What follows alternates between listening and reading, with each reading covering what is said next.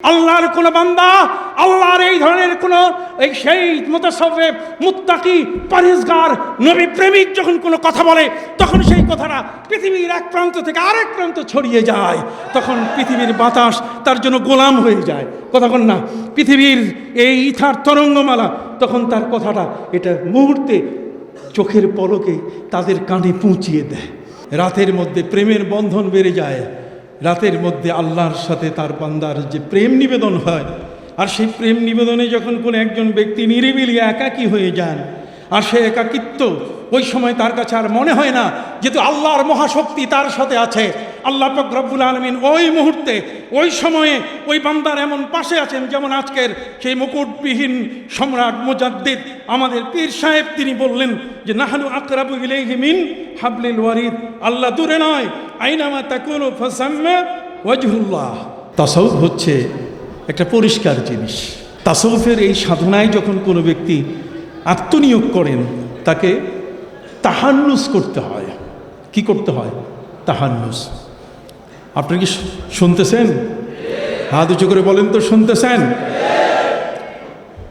তাদের তাহান্নুস করতে হয়। আর সেই তাহান্নুস এটা আমার নিজের কথাই নয়, সহিহ বুখারীর প্রথম পৃষ্ঠায় আমাদের প্রিয় নবী সাল্লাল্লাহু আলাইহি ওয়াসাল্লামকে আল্লাহ পাক রব্বুল আলামিন একটা নিরিবিলি জায়গা, তার অন্তরে নিরিবিলি জায়গায় থাকার একটা ভালোবাসা তৈরি করে দিলেন। তিনি এখন লোকালয়ে থাকতে চাচ্ছেন না। সুম্মা হুব্বিবা ইলাইহিল খালা, তিনি একাকী একটি নিরিবিলি জায়গায় থাকবেন।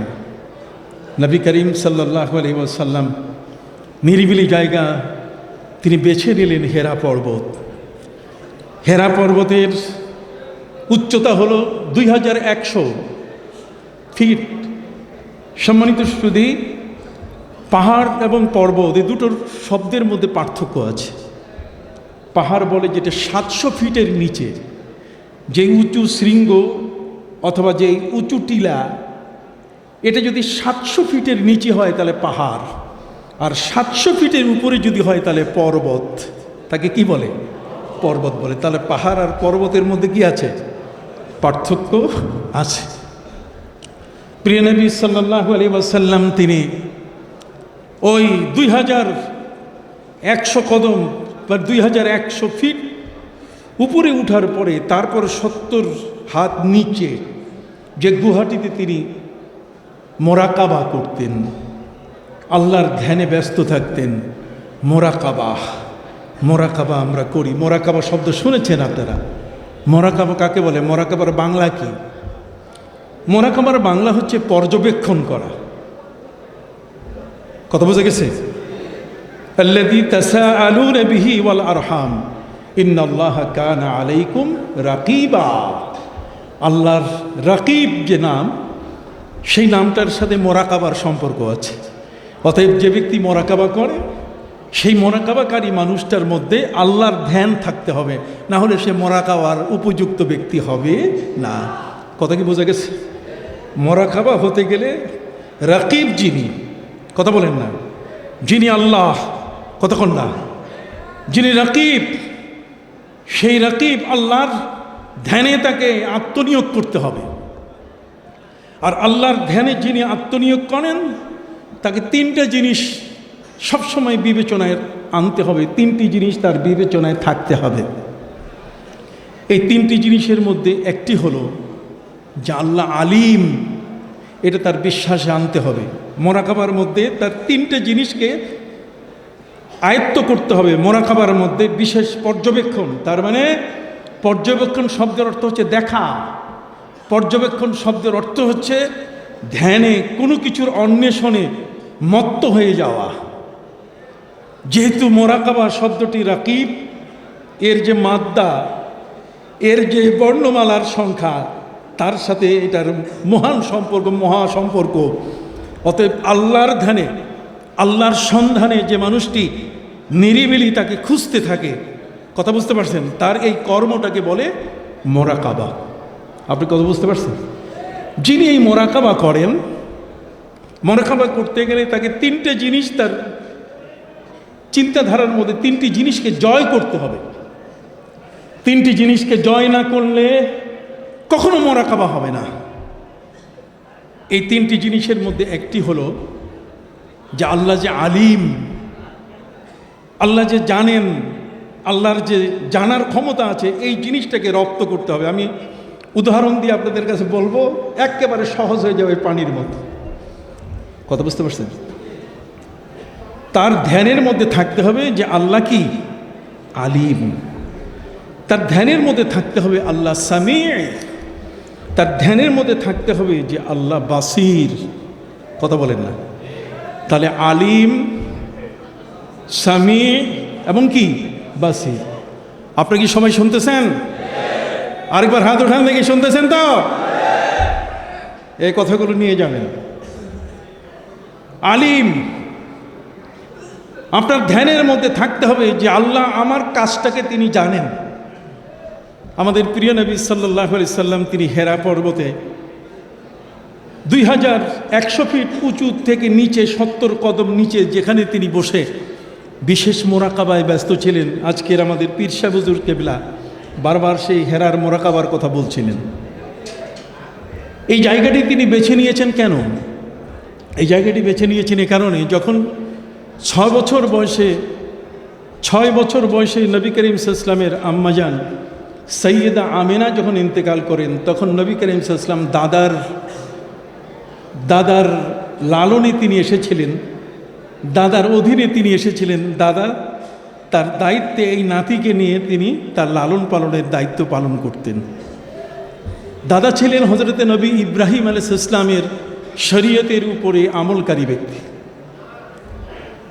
নবী করিম সাল্লাল্লাহু আলাইহি ওয়াসাল্লামের দাদা তিনি ছিলেন হযরতে ইব্রাহিম আলাইহিস সালামের শরীয়তের উপরে আমলকারী, সেই ওজিফার উপরে আমলকারী ব্যক্তি ছিলেন।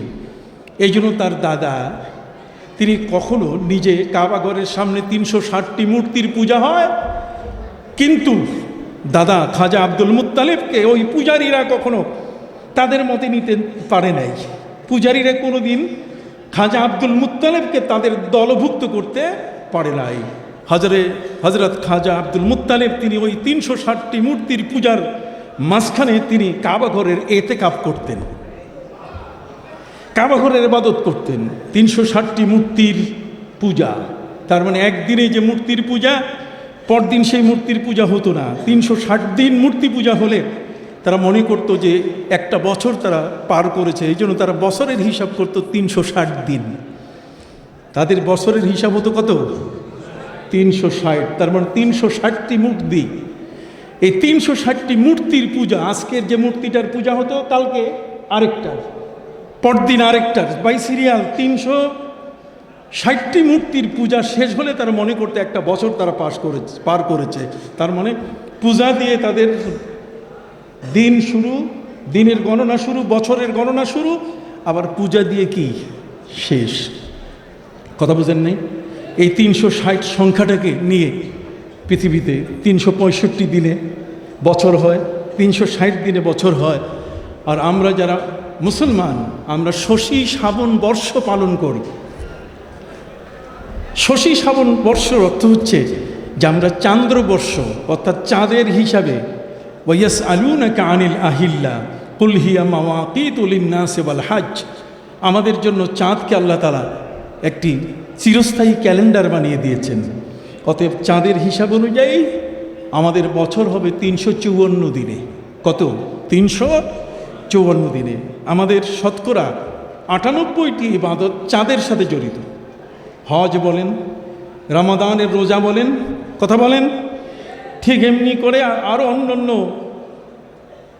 লাইলাতুল কদর, কতক্ষণ শবে কদর, শবে বরাত, এই সব কিছু ইবাদত এগুলো চাঁদের সাথে জড়িত। সূর্যের সাথে আমাদের শুধু নামাজের ওয়াক্তের কিছু অংশ জড়িত। কথা কি বুঝতে পারছেন? অতএব সম্মানিত সুধী, 354 দিনে আমাদের বছর হয়। প্রিয় নবী সাল্লাল্লাহু আলাইহি ওয়াসাল্লাম আল্লাহর কাছে বলেছিলেন যে আল্লাহ, বছরের হিসাবটা হবে কিভাবে? আল্লাহ তাআলা বলেন যে বছরের হিসাবটা হে নবী আপনাকে বলে দিচ্ছি, ইন্না ইদ্দাতাশ শুহুরি ইনদাল্লাহি 12 শাহরান ফি কিতাবিল্লাহ ইয়াওমা খালাকাস সামাওয়াতি ওয়াল আরদ মিনহা আরবাআতুন হুরুম। আল্লাহ পাক রব্বুল আলামিন বললেন, হে নবী আমি আপনার জন্য 12 মাসে বছর দিলাম। সুবহানাল্লাহ বলেন। পৃথিবীর মধ্যে এটি আইনে পরিণত হয়ে গেল। কোনো দেশে এখন 11 মাসে বছর হয় না, কোনো দেশে এখন 13 মাসে বছর হয় না, বছর হয় কত? 12 মাসে বছর হয়। যদিও নাসির কথা বলা আছে, সেটা বাতিল হয়ে গেছে। সম্মানিত সুধী, 12 মাসে বছরের ঘটনা যেদিন আল্লাহ পৃথিবী সৃষ্টি করেছেন সেদিনেই তিনি ঠিক করে দিয়েছেন। কথা কি বোঝা গেছে? তাহলে আমরা দেখতে পাচ্ছি 12 মাস, মাসের হিসাব হবে কিভাবে? এটা 40 দিনে মাস হবে না, 50 দিনে মাস হবে, সেটা আল্লাহ তাআলা বলে দিলেন। যে চাঁদ যেটা ওয়ায়াসআলুনাকা আনিল আহিল্লা কুল হিয়া মাওয়াকিতু লিন্নাস, এর দ্বারা আল্লাহ তাআলা বলে দিলেন যে চাঁদের অমাবস্যা এবং চাঁদের পূর্ণিমা দুটোকে মিলিয়ে দেখা যাবে যে সেখানে 29 অথবা 30 দিনে কি হবে? মাস হবে। নবী করিম সাল্লাল্লাহু আলাইহি ওয়াসাল্লাম আল্লাহর কাছে বলেছিলেন যে আল্লাহ মাসটাকে ছোট করে দেন। আল্লাহ বলছেন ঠিক আছে দিয়ে দিলাম, ছোট করে এটাকে সপ্তাহ বানাই দেই। আর সপ্তাহ বানাতে গেলে কিভাবে শুরু হবে তাও কোরআন বলে দিয়েছে। ইয়া আইয়ুহাল্লাযীনা আমানু ইযা নুদিয়া লিস-সালাতি মিন ইয়াউমিল জুমআতি ফাসআউ ইলা যিকরিল্লাহি ওয়া দারুল বাই। কথা খেয়াল করছেন? এখানে জুমা, এই জুমাটাকে আবার হিসাব করতে গিয়ে পবিত্র কোরআন মজিদ সহ কোরআনে ইয়ামুস সাবতের কথা বলা আছে। ইসলামের বারের যে সংখ্যাটা, বার, এটা যে সংখ্যাটা আসছে ইয়ামুস সাব, সংখ্যা পরে আসে, দিন আগে আসে। ইয়ামুল ইসনাইন, ইয়ামুস সালাসা, ইয়ামুল আরবা, ইয়ামুল খামিস। আর এটা যখন ফার্সি ভাষায় নেওয়া হয় তখন এটা হয়ে গেছে উল্টাটা, সেটা হচ্ছে সোমবার, এক সোমবার, দো সোমবার, সে সোমবার, চাহার সোমবার, পাঞ্জে সোমবার, জুমা। আবার এটা যখন উর্দু ভাষায় চলে গেছে তখন হয়ে গেছে শনিচার, এতওয়ার, পীর, মঙ্গল, বুধ, হ্যাঁ, এই যে জুমেরাত, জুমা। আবার এটাকে সম্রাট আকবর বাংলা বানায় ফেলছে, শুক্র, শনি, রবি, সোম, মঙ্গল, বুধ, এগুলো সব এক একটা মূর্তির নাম। কথা বলছেন? আজ পর্যন্ত আমরা এই বিষয়গুলোকে খুব গভীরভাবে গবেষণা করে দেখি না যে আমাদের মধ্যে যদি এই সমস্ত আল্লাহর ওলি না আসতেন, এই ধরনের মুজাদ্দিদের যদি সমাগমন না হতো, তাহলে আমরা আল্লামা ইকবালের সেই কথাটির ভিতরে থাকতাম। আল্লামা ইকবাল বলেছেন, হামসে পহলে থে ये दुनिया का मंजर, हमसे पहले थे ये दुनिया का मंजर, कहीं माबूद थे हजर और कहीं मसजूद थे शजर। আল্লাহ, ঈমান আনার কারণে আপনার সাথে যে বন্ধুত্ব তৈরি হয়েছে তাতে করে আমরা বুঝেছি আপনি আমাদের আল্লাহ, আপনার প্রচণ্ড ক্ষমতা। কিন্তু আমাদের আগে যারা পৃথিবীতে ছিল তারা কেউ গাছের পূজা করেছে, কেউ মাছের পূজা করেছে, তারা কখনো পাথরের সামনে মাথা নত করেছে, কতক্ষণ না, কখনো গাছকে তারা মাবুদ হিসাবে মেনে নিয়েছে।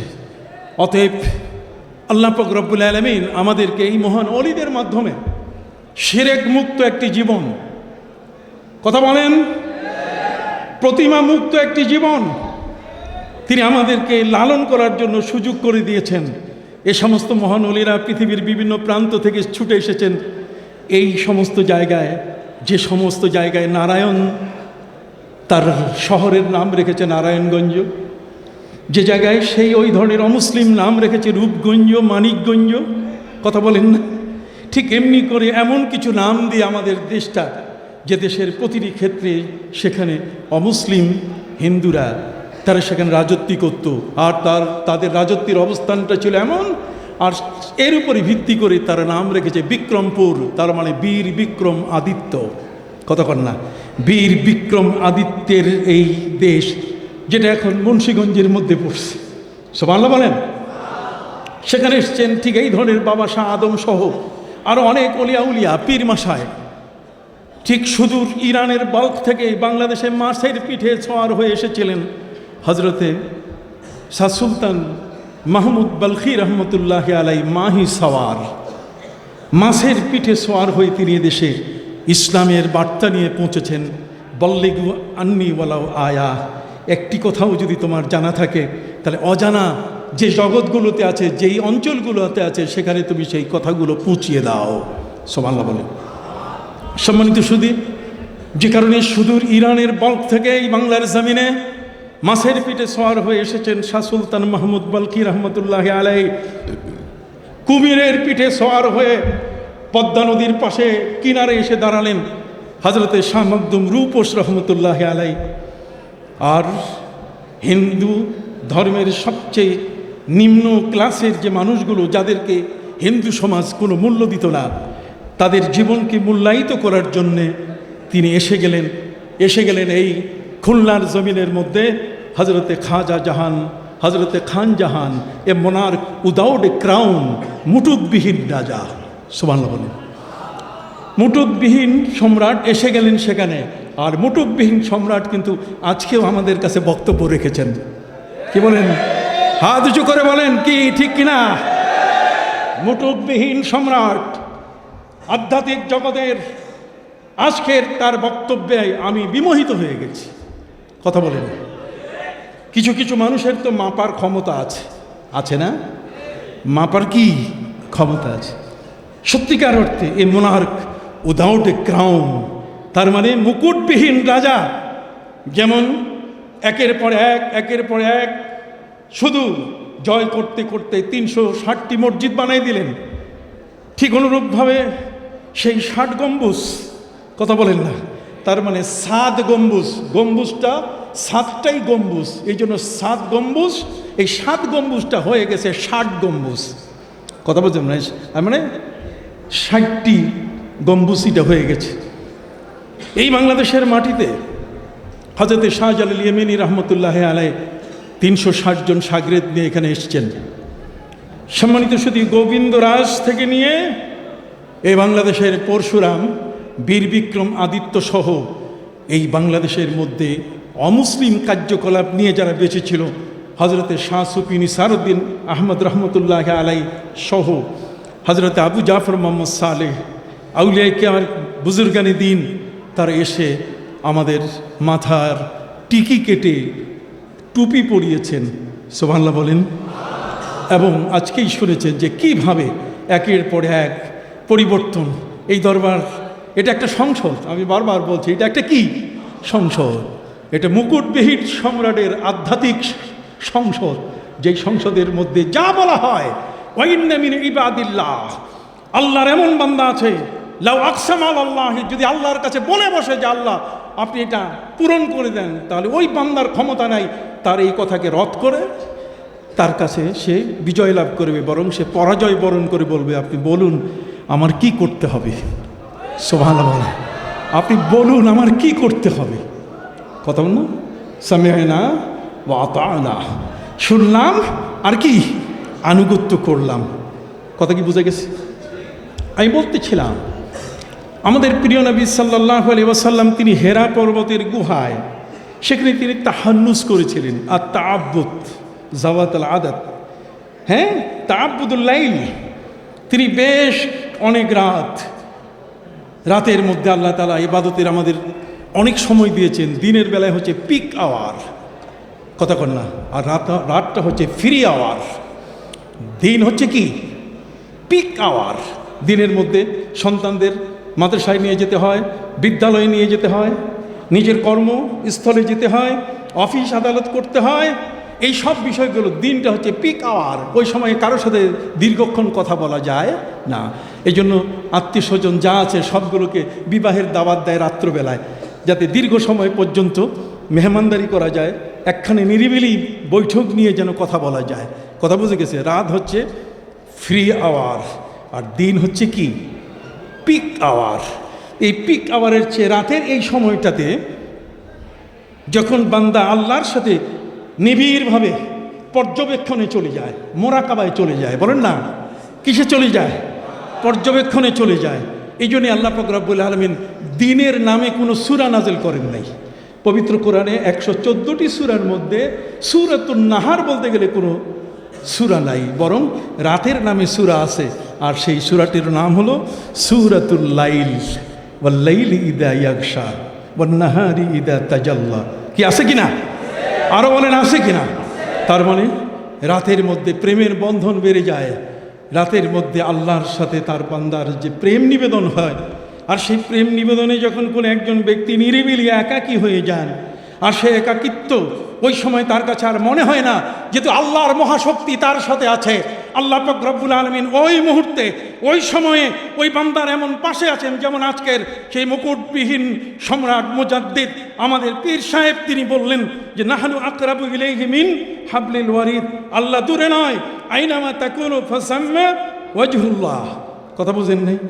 আইনামা তাকুনু ফাসাম্মা ওয়াজহুল্লাহ। সৌদি আরবে আমার সাথে হাজিরা গেছেন, মদিনা মরায় নবীজির রওজার পাশে ফিরে আমি দোয়া করছি। ইমাম আহমদ বিন হাম্বল সহ ওলামায়ে কেরাম ফতোয়া দিয়েছেন রওজার পর দিকে ফিরে মুনাজাত করাতে কোনো দোষের কিছু নাই, কিন্তু দেশের ওয়াহাবি নাজদিরা তারা কোনোদিন সেই দিকে হাত তুলে মুনাজাত করতে দেয় না। তারা বলে রোহিলাল কেবলা, কেবলা তো বলে না, কেবলা কয়। কথা বুঝেন নাই? রোহিলাল কেবলা, তুমি কেবলার দিকে ফিরো, সেই দিকে ফিরো। যখন আমি দোয়া করছি এই মুহূর্তে যখন বলছে, তখন আমি তার সাথে কথা বলছি যে আল্লাহ তো বলছেন আইনামা তুওয়াল্লু ফাসাম্মা ওয়াজহুল্লাহ। তুমি কি জানো নামাজের কেবলা হচ্ছে কাবা আর দোয়ার কেবলা হলো আসমান। সুবহানাল্লাহ। দোয়ার কেবলা কি হলো না? আর একটু ভালো করে বলতে হবে, দোয়ার কেবলা কি? আসমান। কাজে আপনি যেদিকে থাকবেন আপনি হাত তুলেন, আল্লাহ সেখানে আছেন। আল্লাহ আপনার এই সমস্ত দাবি পূরণ করার জন্য তিনি প্রস্তুত। সুবহানাল্লাহ বলুন। অতএব বিষয়গুলো তো আমাকে জানতে হবে। এই দরবার আমি আপনাদের সামনে যেটা তুলে ধরতে চাই খুব সংক্ষিপ্তভাবে, আর সেটি হলো যে নবী করিম সাল্লাল্লাহু আলাইহি ওয়াসাল্লাম তিনি নিরিবিলি একটা বিশেষ পর্যবেক্ষণে চলে গেলেন, মোরাকাবায় চলে গেলেন, বিশেষ ধ্যানে তিনি চলে গেলেন। আর ধ্যানের জন্য তিনি বেছে নিলেন কোন পাহাড়, কোন পর্বত? হেরা পর্বত। হেরা পর্বতের গুহায় তিনি বসেছেন। হীরা পর্বতের গুহা চিনেছেন তিনি তার দাদার মাধ্যমে। তার দাদা এখানে এসে ইবাদত করতেন, আবার নাতিকে নিয়ে ফিরে যেতেন। প্রিয় নবী সাল্লাল্লাহু আলাইহি ওয়াসাল্লাম যখন তার অন্তরের মধ্যে নিরিবিলি একটি জায়গা প্রিয় করে দেওয়া হলো, যে নিরিবিলি জায়গায় তার এখন ভালো লাগছে, লোকালয় তার ভালো মনে হচ্ছে না, ভালো লাগতেছে না, নবী করিম সাল্লাল্লাহু আলাইহি ওয়াসাল্লাম সেই জায়গাটা বেছে নিলেন এ কারণে যে ওই হেরা পর্বতের গুহার মধ্যে যদি বসে কেউ মোরাকাবা করে, তাহলে সেই মোরাকাবা এলমে মারিফতের লিঙ্ক যদি এলমে শরীয়তের সাথে না হয়, কথা বলেন না, যদি এলমে মারিফতের লিঙ্ক যদি এলমে শরীয়তের সাথে না হয়, তাহলে সে জিন্দিক হয়ে যাবে। কি হয়ে যাবে? জিন্দিক হয়ে যাবে। অতএব একজন ব্যক্তি যখন এলমে মারিফতের বিশাল এক সাগরের মধ্যে তিনি ডুবো দিচ্ছেন, ঠিক ওই মুহূর্তে শরীয়ত থেকে তিনি বিচ্ছিন্ন হচ্ছেন না। এই জন্য আমাদের প্রিয় নবী সাল্লাল্লাহু আলাইহি ওয়াসাল্লাম ওই গুহাকে বেছে নিয়েছিলেন, যেহেতু ওইখান থেকে কাবা ঘর দেখা যায়। কাবা হলো শরীয়ত আর হেরা পর্বত হলো কি? মারিফত। সুবহানাল্লাহ বলে। হেরা পর্বত কি? মারিফত। মারিফতের এক সাগরে নবী, সেখানে তিনি সাঁতার কাটছেন। কথা বোঝা গেছে? কিন্তু শরীয়ত থেকে তিনি বিচ্ছিন্ন হচ্ছেন না। শরীয়ত কি? আমার বলেন না, শরীয়ত কি? কাবা। যেদিকে ফিরে ফাওয়াল্লি ওয়াজহাকা শাতরাল মসজিদিল হারাম, যার পাশে আপনি তওয়াফ করেন, কতক্ষণ না, যেখানে গিয়ে আপনি আপনার বিশেষ ইবাদতে আপনার মস্তক অবনত করে থাকেন। সম্মানিত সুধী, প্রিয় নবী সাল্লাল্লাহু আলাইহি ওয়াসাল্লামের এই ধ্যান, এই বিশেষ পর্যবেক্ষণ মোরাকাবা, সেখানে উদ্দেশ্য হচ্ছে আল্লাহর ধ্যানে নিজকে ব্যস্ত রাখা। এখন আল্লাহর ধ্যানে ব্যস্ত রাখতে গেলে আপনি কিভাবে? আপনি কি আল্লাহকে দেখে দেখে আপনি ইবাদত করবেন, না আল্লাহ আপনাকে দেখছেন? এটা হাদিস শরীফের মধ্যে হযরত জিবরিল আমিন প্রশ্ন করেছিলেন, ইয়া রাসূলুল্লাহ মাল ইহসান, হে রাসূল ইহসান কি জিনিস? নবী করিম সাল্লাল্লাহু আলাইহি ওয়াসাল্লাম তিনি বলে দিয়েছেন, আনতা আবুদাল্লাহ কাআন্নাকা তারা ফাইন লাম তাকুন তারাহু ফাইন্নাহু ইয়ারাক। তুমি আল্লাহর ইবাদত করবে এমনভাবে তোমাকে মনে করতে হবে যে তুমি যেন আল্লাহকে দেখতে পাচ্ছ। সুবহানাল্লাহ বলেন। আর তুমি যদি আল্লাহকে দেখতে না পাও, তাহলে তোমাকে মনে রাখতে হবে যে আল্লাহ তোমাকে কি করছেন? দেখছেন। সুবহানাল্লাহ বলেন। এই জন্য কবি বলেছেন, ইয়া ইলাহি মুঝসে মুঝকো দূর কর, ইয়া ইলাহি মুঝসে মুঝকো দূর কর তাকি তুঝকো দেখুন এক নজর। তার মানে, হে প্রভু তুমি আমার থেকে আমাকে দূরে সরাই দাও। আপনি বুঝতে পারছেন? ইয়া ইলাহি মুঝসে মুঝকো দূর কর তাকে দেখুন তুঝসে তুঝকো এক নজর। তুমি আমাকে আমার থেকে দূর করে দাও, আমার থেকে আমাকে সরাই দাও। আমার থেকে কি? আমার কি? আমার বাড়ি, আমার কি? আমার গাড়ি, আমার কি? আমার অর্থ, আমার কি? আমার সম্পদ। কতক্ষণ না আমিত্ব খুদি, তার মানে আমি ছাড়া আর কে আছে? হামচুরিমান, কে আছে আমি ছাড়া? কথা বোঝা গেছে? হামচুরিমান দিগার নিস, তুমি প্রভু আমার থেকে আমাকে দূরে সরাই দাও। তার মানে এখন আর গাড়ির প্রতি লোভ নাই, নারীর প্রতি লোভ নাই, বাড়ির প্রতি লোভ নাই, সম্পদের প্রতি লোভ নাই, পৃথিবীর কারোর সাথে আর আমার কোনো সম্পর্ক নাই। আমি সব করে বিচ্ছিন্ন করে আমি তোমার জন্য হওয়ার জন্য আমি নিজেকে উৎসর্গিত করলাম, আমি তোমার জন্য হয়ে গেলাম। সুবহানাল্লাহ বলেন। ইয়া ইলাহি মুঝসে মুঝকো দূর কর, তাকে দেখুন তুঝসে তুঝকো এক নজর। এই পৃথিবীর সাথে যদি কেউ লেগে থাকে তাহলে আল্লাহর সাথে তার ভালোবাসার সম্পর্ক সৃষ্টি করা কঠিন হয়ে যাবে। এই জন্য পৃথিবীর সাথে তার সম্পর্ক ছিন্ন করতে হবে। কথা কন না? পৃথিবীর সাথে তার সম্পর্ক কি করতে হবে? ছিন্ন। আর ছিন্নের অর্থে এই নয় যে আপনি জঙ্গলে গিয়ে আপনি একতারা বাজা শুরু করবেন, নারী পুরুষ একসাথে হয়ে আপনি সেখানে সেই দেহের মন্দিরে আপনার আত্মার দেবতাকে খোঁজা শুরু করবেন, তা কিন্তু নয়। আমি কি আপনাদেরকে বোঝাতে পারছি? সম্মানিত সুধী, একজন ব্যক্তি যখন মোরাকাবায় আত্মনিয়োগ করেন, আমি আপনাদেরকে বলছি মোরাকাবা করতে গিয়ে সেখানে তার কয়টা জিনিস আত্মস্থ করতে হবে, কয়টা জিনিস তাকে রানিং আনতে হবে, কয়টা? তিনটা। সবাই শুনতেছেন? বলেন তিনটার মধ্যে প্রথমটা কি? আলিম। আলিম মানে আপনার ধারণায় থাকতে হবে যে আমি যা কিছু করছি আমার আল্লাহ জানেন। আমার আল্লাহ কি জানেন? আমার আল্লাহ বলেন ইয়ালামু খাইনাতাল আয়ুনি ওয়া মা তুখফিস সুদূর। আল্লাহ বলছেন তুমি যে চোখে টিপ্পনি মারো, তোমার চোখ দিয়ে যদি আরেক দিকে চোখ বাঁকাইয়া যে তুমি সেখানে টিপ্পনি দিচ্ছ, আরেক দিকে ইশারা করছো, আল্লাহ বলছেন কেউ দেখতেছে না, কিন্তু সেটা আমার ক্যামেরায় ধরা পড়তেছে। আমি জানি যে তুমি টিপ্পনি মারছো, কিয়ামতের ময়দানে তুমি এর থেকে তোমাকে নিজেকে তুমি বাঁচাতে পারবে না, যেহেতু আমার এলমের মধ্যে আছে। সুবহানাল্লাহ বলেন। ইয়ালামু খাইনাতাল আয়ুন, তোমার চক্ষু যেটা খেয়ানত করেছে তার অর্থ হলো আরেকজনকে বিপদে ফেলাবার জন্য অথবা অসত্য একটা বিষয়কে প্রতিষ্ঠিত করার জন্য তুমি চোখের টিপ্পনি মারছো। কতক্ষণ না? এই চোখের টিপ্পনিটা এটা সহজে যে লোকটার সাথে তার এই ঘটনা হচ্ছে তার কিন্তু ধরা পড়ে না তার কাছে, কিন্তু আমার আল্লাহ বলছেন এটা কার কাছে ধরা পড়ছে? এটা আমার কাছে। ইয়ালামু খাইনাতাল আয়ুন ওয়া মা তুখফিস সুদূর। তুখফিস সুদূর হচ্ছে তোমার অন্তরের ভিতরে যেটা লুকিয়ে রাখছো, আল্লাহ বলছেন সেটাও আমি জানি। সুবহানাল্লাহ বলেন। সেটাও আমি কি? হলো না? আপনারা একসাথে বলতেছেন না? তোমার অন্তরের ভিতরে যা লুকানো আছে এটাও কি? ইয়ালামু মা তুসিররুনা ওয়া মা তু'লিনুন। কতক্ষণ না? তুমি যেটা গোপন করতেছো সেটাও আমি কি? জানি। আর যেটা তুমি প্রকাশ করতেছো সেটাও আমি কি? তাহলে এই সবক আপনাকে মোরাকাবায় আত্মস্থ করতে হবে, আপনাকে এটাকে লালন করতে হবে, এই সাধনাটায় আপনাকে জয়লাভ করতে হবে। আর এই সাধনায় জয়লাভ করতে গেলে আল্লাহ সুবহানাহু ওয়া তাআলা আমাদেরকে আরও কয়েকটা ইয়ালামু দিয়ে বলছেন। পবিত্র কুরআন মজিদে আল্লাহ পাক রব্বুল আলামিন বলেন ইয়ালামু মা ইয়ালিজু ফিল আরদি ওয়া মা ইয়ারুজু ফিহা ওয়া মা ইয়ানজিলু মিনাস সামাই ওয়া মা ইয়ারুজু ফিহা। পবিত্র কুরআন মজিদে আমার আল্লাহ বলছেন ইয়ালামু মা ইয়ালিজু ফিল আরদি ওয়া মা ইয়াখরুজু মিনহা। কোরআনের আয়াতটা এরকম, ইয়ালামু মা ইয়ালিজু ফিল আরদ। আকাশ থেকে বৃষ্টির পানি যখন পড়ে, এই ফোঁটা বৃষ্টিগুলো কি আপনারা কখনো গুনেছেন? কথা বলে না? আকাশের যে বৃষ্টির ফোঁটা, এই বৃষ্টির ফোঁটা এটা কি আপনি কখনো গুনেছেন? বৃষ্টি পড়ে অবিরত টাপুর টুপুর টুপ, এমন দিনে একলা ঘরে থাকতেই হয় চুপ। কথা কন না? বৃষ্টি পড়ছে, আমি কি চুপ করে আছি? শুধু চুপ করে থাকা নয়, বরং কত ফোঁটা, কত মিলিমিটার বৃষ্টি, কত ফোঁটা পড়লো, এই ফোঁটাগুলোর হিসাব করার ক্ষমতা কি আমার আছে?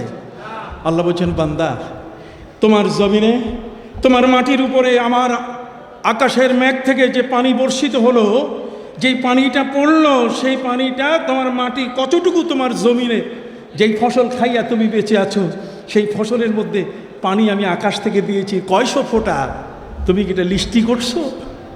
লিস্টি করছো তুমি? কতক্ষণ না? এটা কি লিস্ট করছেন? কখনো কি হিসাব নিকাশ করছেন? আল্লাহ বলছেন ইয়ালামু মা ইয়ালিজু ফিল আরদ, মাটির ভিতরে কত মিলিমিটার বৃষ্টি মাটি চুষে নিল, আমার কাছে হিসাব আছে। কিয়ামতে আমি তোমাকে জিজ্ঞাসা করব, তুমি এই জমিনের ফসল খেয়েছো, তুমি কেন আমার সেজদা করো নাই? কথা বলেন না। এই ফসল তুমি খেয়েছো, এই ফসল তোমার ঘরে তুমি তুলেছো, অথচ সেই ফসলের যে শুকরিয়া তোমার আদায় করা দরকার, এই নেয়ামতটা ভক্ষণ করার পরে তুমি সেই শুকরিয়া আদায় করো নাই। কথা বলেন না।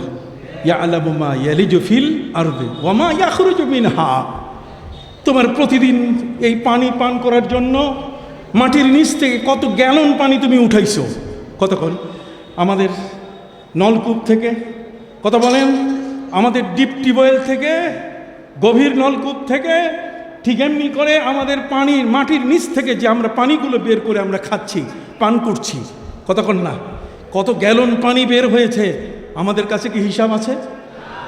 হলো না ভাই? একটু জোরে বলেন না। আমারও তো চোখে ঘুম আছে, তা আপনারা যদি একটু নড়াচড়া না দেন তা আমি কি বলবো আপনাদেরকে? কি রাজি আছেন শোনার জন্য? শোনার জন্য রাজি আছেন? খবরদার, এই দরবার হচ্ছে বড় আদবের দরবার। কথা বুঝে গেছে? এই দরবার হচ্ছে এমন একটা দরবার যেখানে আপনি শেখার জন্য এসছেন, এখানে শিখাবার জন্য আসবেন না। কথা বলেন, এখানে কাউকে শিখাইতে আসবেন না। এই দরবারের পীরকে আপনি সবক দিতে আসবেন না, বরং পীরের কাছে সবক নিতে আসবেন। কি ঠিক কিনা? আপনি এখানে সবক দিতে আসলে আপনি বিপদে পড়ে যাবেন, কারণ বাইরের থেকে যে সবকগুলো একটাও ঠিক নাই। কতক্ষণ না, বাইরের সবকগুলো কি নাই? ঠিক নেই, সবখানেই না আসে। তাহলে ওই সবক দিয়ে আপনি করবেন কি? কতক্ষণ না, কুল আউযু বিরাব্বিন নাস সব জায়গায় না আসে, তাহলে ওই সবক দিয়ে আপনি করবেন কি? কথা বুঝতে পারছেন? সম্মানিত সুধী বন্ধুরা আমার, এই জন্য সিনা দরবার শরীফে আসার জন্য আমার পীর মুজাদ্দিদে জামান আজকের যিনি বসে মুকুটবিহীন সম্রাট যে বক্তব্য দিয়েছেন, তার বক্তব্যের একটা গুরুত্বপূর্ণ বিষয় যে একটি ওসিয়তনামা আমার সন্তানের কাছে লিখে যেতে হবে, একটা নসিহত করে যেতে হবে, এই দরবার যেন তারা কখনো ত্যাগ না করে। কি ভাই রাজি আছেন? হাত উঁচু করে বলেন রাজি আছেন? এই দরবার যেন কখনো তারা ত্যাগ না করে। দুনিয়ায় যে কয়দিন আমি আছি, আপনি আছেন, আমাদের অবস্থানের মেয়াদ শেষ হয়ে যাবে, এরপরে আমাদের প্রজন্ম আসবে, তারা যেন এখানে আসে। এই জন্য আমি প্রতিটি মাহফিলে আবেদন করে থাকি, আপনি একা আসবেন না, আপনি আপনার প্রতিবেশী তাকে সাথে করে যেমন বাসে নিয়ে আসতেছেন, আপনার ছেলে বড় মেজো যে আছে তাকেও সাথে নিয়ে আসেন। কি বলেন ঠিক না? আসুক না, এখানে বসুক, এখানে একটু ওই যে গায়ে গড়িমড়ি দিয়ে এর ধুলাগুলো একটু গায়ে লাগুক। এখানে অসংখ্য অগণিত আল্লাহর ওলির চোখের পানি এই জমিনে ভেজা আছে, এটার হিসাব আমাদের কাছে নাই, কিন্তু এটার এমন স্পর্শ যে এখানে যখন কোনো ব্যক্তি অন্তত পক্ষে এই ধুলার সাথে তার দেহটা মিশে যায়, রাতের বেলা যখন শুয়ে পড়ে তখন নিচ থেকে তার ওই ফয়েজ জারি হয়ে যায়, তার দেহের মধ্যে সেই আল্লাহর ওলিদের চোখের পানির একটা বিশাল পাওয়ার তার দেহের ভিতরে আকর্ষণ করা শুরু করে। সুবহানাল্লাহ। কথা বুঝতে পারছি? কোরআন বলে দিয়েছে ইয়ালামু মা ইয়ালিজু ফিল আরদি ওয়া মা ইয়াখরুজু মিনহা ওয়া মা ইয়ানজিলু মিনাস সামাই ওয়া মা ইয়ারজু ফিহা। আকাশ থেকে যেমন সেখানে কত ফোঁটা বৃষ্টি, এটা যেমন হিসাব আমাদের কাছে নাই, ঠিক কত পানি এই নদীগুলো থেকে, পুকুরগুলো থেকে, হ্রদগুলো থেকে বাষ্প হয়ে আকাশে চলে গেল, তার হিসাব কি আমাদের কাছে আছে? আবার বলেন হিসাব আছে? তাহলে আসেন হিসাবটা কিভাবে আমরা একটু দেখে নেই। হ্যাঁ, হিসাবটা হচ্ছে হযরতে লোকমান তার ছেলেকে হিসাবটা দেখাই দিয়েছেন। ইয়া বুনাইয়া ইন্নাহা ইন তাকু মিসকালা হাববাতিন মিন খারদালিন ফাতাকুন ফি সাখরাতিন আও ফিস সামাওয়াতি আও ফিল আরদি ইয়াতি বিহাল্লাহ ইন্নাল্লাহা লাতীফুন খাবীর। ছেলেকে তিনি বলছেন, বাবা তোমার কোনো জিনিস কিন্তু আল্লাহর চোখের আড়াল নয়। কথা বলেন, এই যে আমাদের সামনে যে ক্যামেরাগুলো আছে, এই ক্যামেরার কাছে আমরা কি গোপন হওয়ার কোনো সুযোগ আছে? আমার মাথার টুপিটা কেমন, আমার চোখের চশমাটার রং কি, আমার গায়ের পোশাক কেমন, ক্যামেরার মধ্যে যেমন ধরা পড়তেছে, এটাকে কোনোদিন আমি মুছতে পারবো না, রিমুভ করার কোনো সুযোগ নাই। কিন্তু সম্মানিত সুধী, এই ক্যামেরার শক্তির চেয়ে ও আইনুল্লাহ জারিয়া, আল্লাহর ক্যামেরা হচ্ছে এত বড় শক্তিশালী যে বিন্দু বিন্দু কোনো অংশ আপনার দেহের ভিতরে যদি কোথাও লুকিয়ে রাখেন, মাটির ভিতরে লুকিয়ে রাখলে, পাহাড়ের কোথাও গর্তে লুকিয়ে রাখলে, আকাশের মেঘের ভেতরে যদি আপনি কোনো এই ধরনের গুনাহ করে যদি লুকিয়ে রাখেন, যেমন সেটি কিয়ামতের ময়দানে আল্লাহ তাআলা হাজির করবেন। ঠিক অনুরূপভাবে আমার জীবনের কোনো কর্ম, আমার জীবনের কোনো কাজ এমন নাই যেটা তিনি জানেন না। কথা বল না। পবিত্র কোরআন মজিদে আল্লাহ বলছেন, ইয়ালামু মা বাইনা আইদিহিম ওয়া মা খালফাহুম ওয়া লা ইউহিতুনা বিশাইইন মিন ইলমিহি ইল্লা বিমা শাআ। সুবহানাল্লাহ বলেন। তোমার সামনে, তোমার পিছনে যা আছে সব কিছু আমি দেখি। এই জন্য একজন মোরাকাবাকারী যিনি পর্যবেক্ষণ করছেন নিরিবিলি জায়গায়, যখন আল্লাহর ধ্যানে তিনি আল্লাহর সন্ধানে যখন একটি নিরিবিলি জায়গা তিনি বেছে নিলেন, ইলমে তাসাউফের এই অবস্থানটা এমন একটি অবস্থান যে অবস্থানের মধ্যে তার মনে রাখতে হবে যে আল্লাহ আমাকে কি করতেছেন, দেখতেছেন।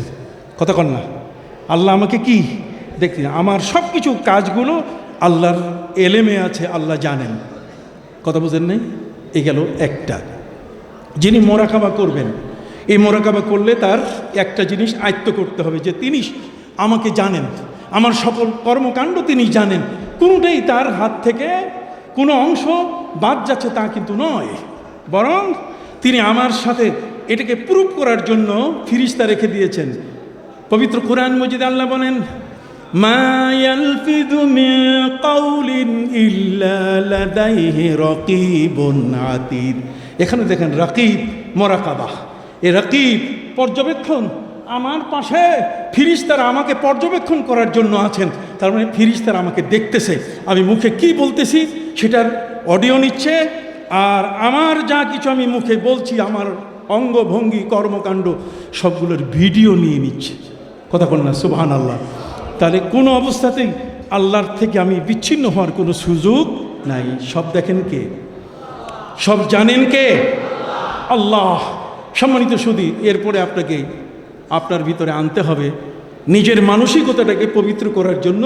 একজন সাধক যখন সাধনা করেন, একজন মুতাসাউফিফ, একজন মুত্তাকি যখন তাকওয়ার স্তরে উঠতে চান, তখন তাকওয়ার স্তরে উঠতে গিয়ে তখন তার সাধনায় আনতে হয় যে আমি যা কিছু বলতেছি উনি কিন্তু শুনতেছেন, উনি সামি, উনি কি সামি, উনি সর্বশ্রোতা। তাহলে আল্লাহ সব কিছু শুনতেছেন। তাহলে আমি কথা বলতে গেলে আমার হিসাব করে কথা বলা দরকার কি না? পাগলের মতো ছাগলের মতো কথা বললে হবে? জোরে বলেন না, হবে নাকি? মঞ্চ পাইলে আমি যা ইচ্ছা তাই বলে দিব, কথা বলেন। এই ধরনের পাগলদের সংখ্যা তো কম না। কথা বুঝে গেছে?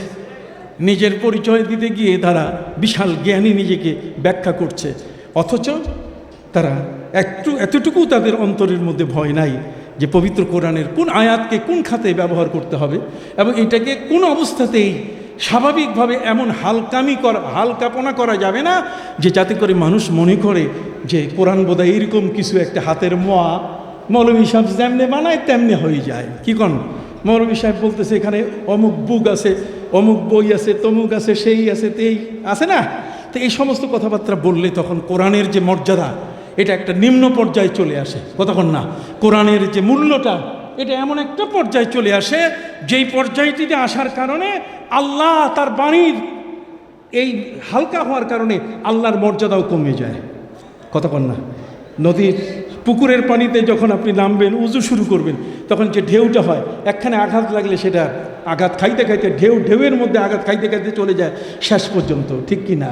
কাজে যখন আল্লাহর কোনো বাণী আপনার কাছে আপনার কথা দিয়ে যখন খুব হালকা হয়ে যাবে, তুচ্ছ হয়ে যাবে, নবীর মর্যাদা যদি আপনার কথা দিয়ে তুচ্ছ হয়ে যায়, নবীর স্ত্রীদের আহলে বাইত, যে আহলে বাইতের সম্পর্কে আল্লাহ তাআলা পবিত্র কোরআনে কত বড় মর্যাদার কথা বলে দিয়েছেন, কি বলেন ঠিক কিনা? সম্মানিত সুধী, অতএব সেই আহলে বাইতের মর্যাদা ক্ষুণ্ণ হচ্ছে আপনার কথা দিয়ে। তার মানে পবিত্র কোরআন যাদের প্রশংসা করেছে আর আপনি তাদেরকে তুচ্ছ করলেন, তার অর্থ হলো যে এটা আলটিমেটাম আল্লাহর কাছে চলে গেল সেই তুচ্ছটা, কি বলেন ঠিক কিনা? এ কারণে আপনি নিন্দিত হলেন, আপনি মানুষের কাছে সমালোচনার শিকার হলেন। এই জন্য আপনাকে যখন কথা বলতে হবে তখন খুব মেপে কথা বলতে হবে, ঠিক কি না? যে আমি মুখ থেকে যেটা বের করছি মা ইয়ালফিজু মিন কাউলিন, যে কথাটাই আমি বের করছি, ইয ইয়াতালাক্কাল মুতালাক্কিয়ানি আনিল ইয়ামিনি ওয়া আনিল শিমালি কাঈদ, আমার ডান বামে বসে আছেন ফিরিস্তা, তাদের দায়িত্ব হলো এরা পর্যবেক্ষক, কতক্ষণ না এরা কি পর্যবেক্ষক। মা ইয়ালফিজু মিন কাউলিন ইল্লা লাদাইহি রাকিবুন আতীদ। অতএব সেই পর্যবেক্ষক ফিরিস্তারা, তারা তো আর আপনার সাথে খাতির জমাবে না। এখানে কিছু পয়সাপাতি দিয়ে রদবদল করার কোনো সুযোগ আছে? জোরে বলেন, কোনো সুযোগ আছে?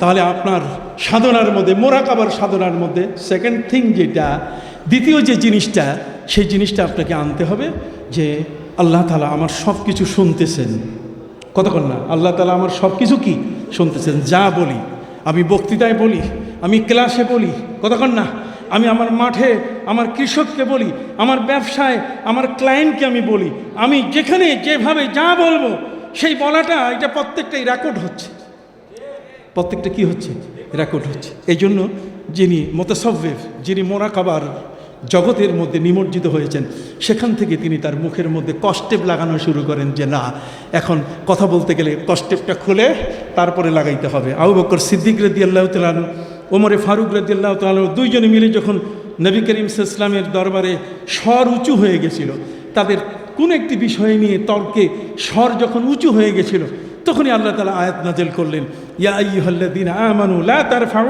আসওয়াতাকুম ফাওকা সাওতিন নবী ওয়া লা তাজহারু লাহু বিল কাউলি কাজাহরি বাযিকুম লিবাযি আন তাহবাতা আমালুকুম ওয়া আনতুম লা তাশউরুন। অতএব সেই দিন থেকে আবু বকর সিদ্দিক রাদিয়াল্লাহু তাআলা আনহু তিনি মুখের মধ্যে মার্বেল রাখা শুরু করলেন, পাথর রাখা শুরু করলেন, যে আমার মুখে পাথর রাখতে হবে, কথা বললে পাথর বের করে তারপর কথা বলবো যতটুকু দরকার, এটা বলার পরে আবার কি মুখের মধ্যে পাথর রাখবো, যাতে কোনো ফাহিশা কথা, যাতে কোনো এই ধরনের এমন কোনো কথা যেন আমার মুখ থেকে বের হয়ে না আসে।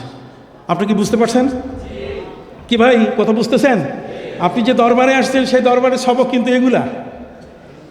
এই দরবারে আপনি যখন আসবেন তখন মিটা দেয় তু আপনি হস্তি কো গর কুছ হোনা চাহে কে দানা খাক সে মিলকর গুলে গুলজার হো যাতা হয়।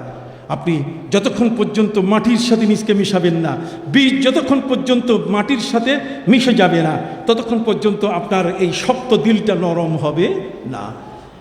এই জন্য কবি বলেছেন, সালেহাতু সঙ্গে বুদি দিল খারাশ, সালেহাতু সঙ্গে বুদি দিল খারাশ কে এক জামানা দর আউলিয়া খাকে বাস। তোমার এই শক্ত দিল, তোমার এই মুর্দা দিল, তোমার এই কঠিন মনটাকে যদি তুমি আল্লাহর জন্য নরম করতে না পারো, তাহলে তোমার চোখে পানি আসবে না, কতক্ষণ না আল্লাহর প্রতি তোমার চোখেও বিগলিত হবে না। তোমার মধ্যে যদি সেই পাষণ্ডতা থাকে, তাহলে সেই পাষণ্ডতা দূর করতে গেলে সেই অন্তরটাকে তোমাকে নরম করতে হবে। সে নরম করতে গেলে তোমাকে একজন অলির দরবারে গিয়ে বসতে হবে, কতক্ষণ না কে এক জামানা দার আউলিয়া খাকে বাস। তার মানে আল্লাহর অলির দরবারে যাইয়া মাটির উপরে তোমাকে বসে থাকতে হবে, মাটি হয়ে থাকতে হবে। এই যে বসছেন না, বসার মধ্যে আপনার চিন্তা থাকবে এরকমই যে আমি কি মাটি। মাটি কেন জানেন? মাটির উপরে মানুষ পাড়াইয়া যায় তাও কিছু কয় না, কতক্ষণ না মাটি কাটে তাও কিছু কয় না।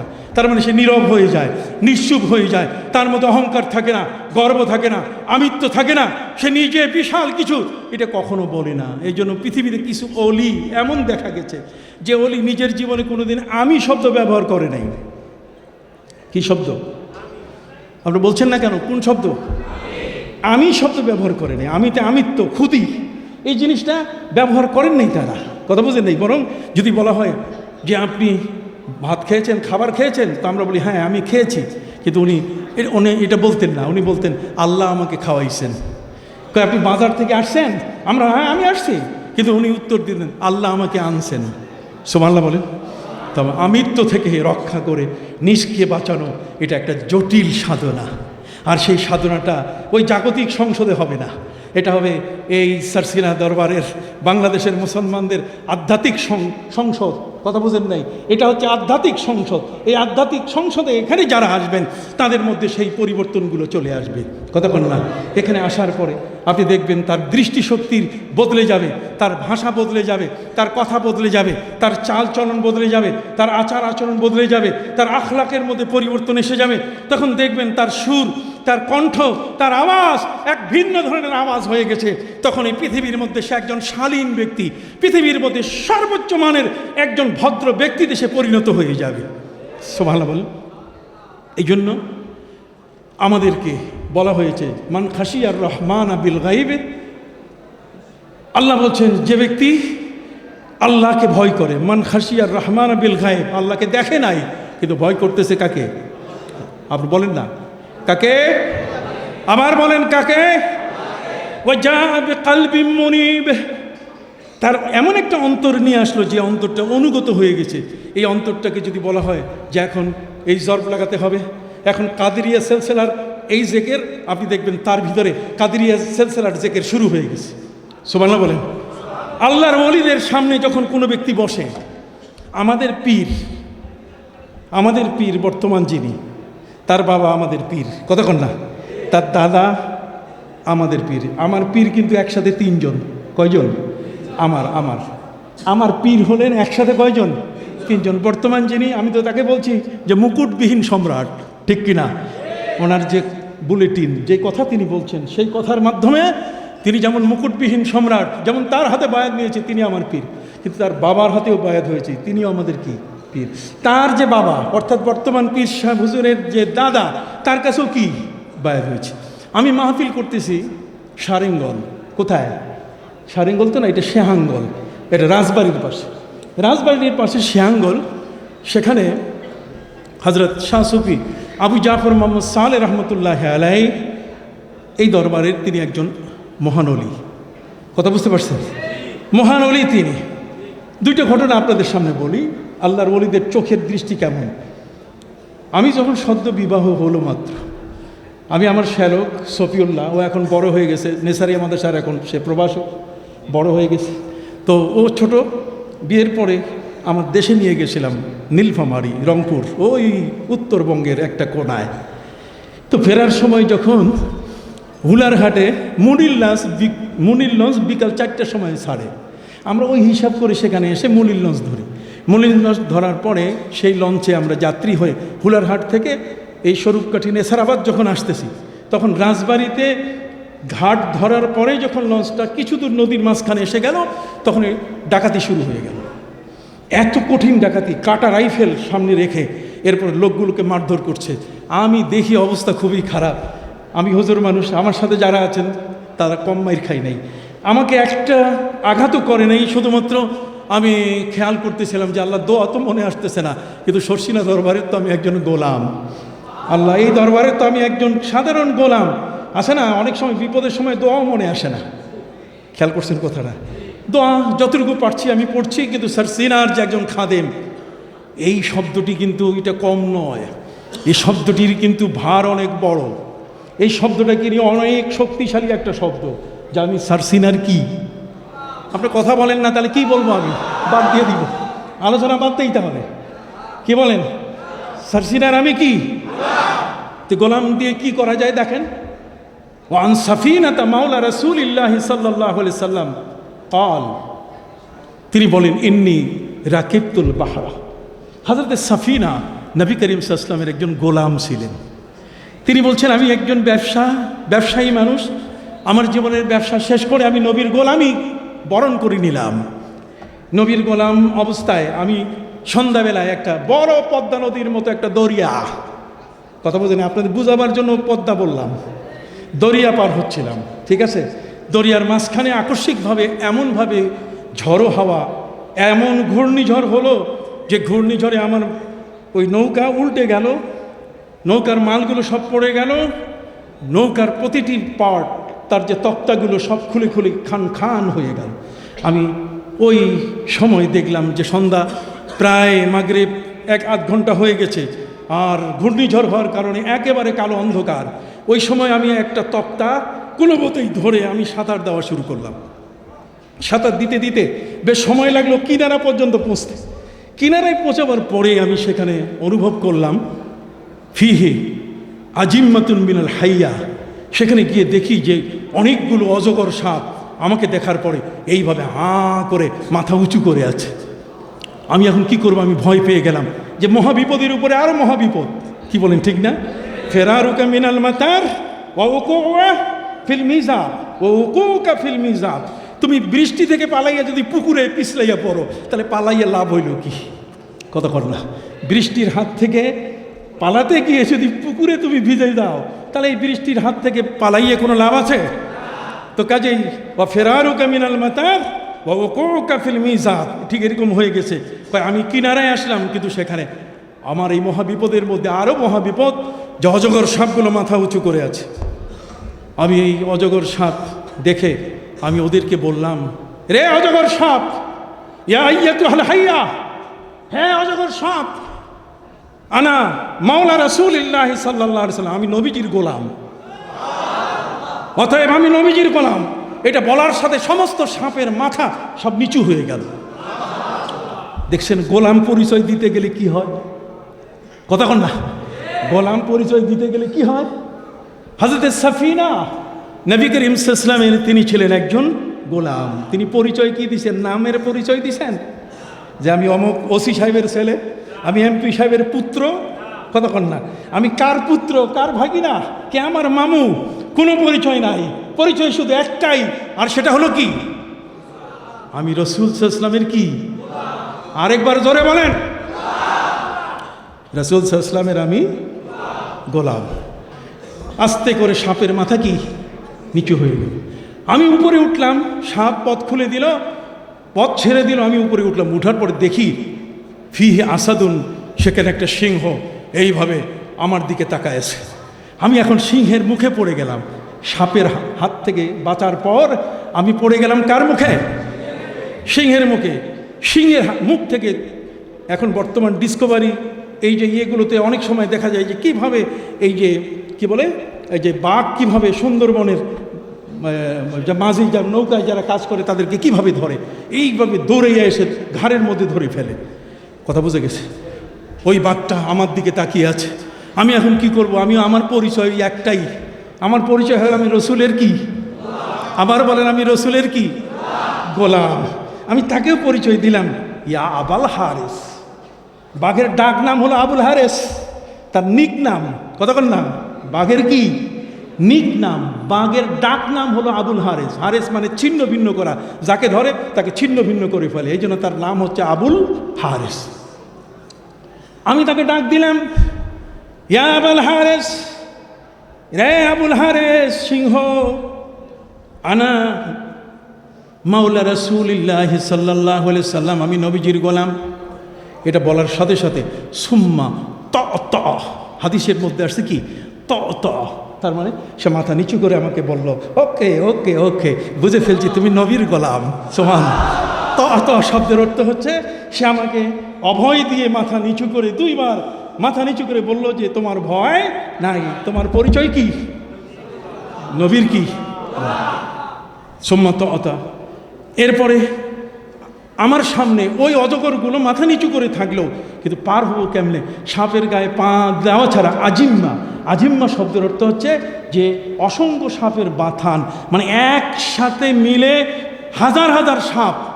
এই সাপগুলো পাড়ি দিয়ে আমি যে যাব, যদিও মাথা নত করছে, আমাকে কামড় দিবে না, কিন্তু আমার ভয় লাগছে। আমি তাকে বললাম, তুমি আমাকে একটু হেল্প করো। কথা বুঝে গেছে? সে এমনভাবে মাথা দিয়ে আমাকে শিং দিয়ে দিল যে ওই এক চটকানিতে আমি যাইয়া এত দূরে পড়লাম যে সাপের আওতা থেকে আমি বহু দূরে সরে গেছি। সুম্মা ইউহাম হেমো, হাদিসের শব্দ এসছে সুম্মা ইউহাম হেমো, অর্থাৎ সে ডুকুরি ডুকুরি আমাকে বললো যে তুমি নবীকে আমার সালাম দিও। সুবহানাল্লাহ। তাহলে কি বলেন, কি বলেন? নবীর গোলাম হিসেবে পরিচয় দেওয়াতে লাভ আছে কি না?